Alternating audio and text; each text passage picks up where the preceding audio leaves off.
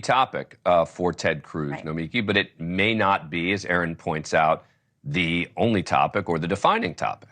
Sure. Although with women in Texas and across the board, we're seeing this nationally, even with Republican-leaning women, it is the most important topic. And we've seen the ramifications in Texas with these very restrictive laws, the most restrictive abortion laws in the country. Not to mention they've been defunding women's health clinics, which affect so many other aspects of a woman's experience in life. And the polls say this.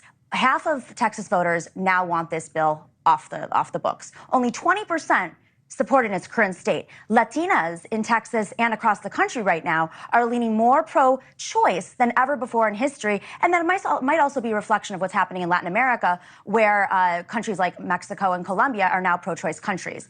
But it seems to me many on the left often cite the national support for what tend to be more pro-choice positions, right? I think that's a reality.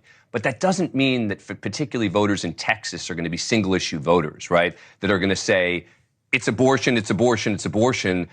Aren't they going to be saying it's the border and it's a lot of other issues that they are concerned about?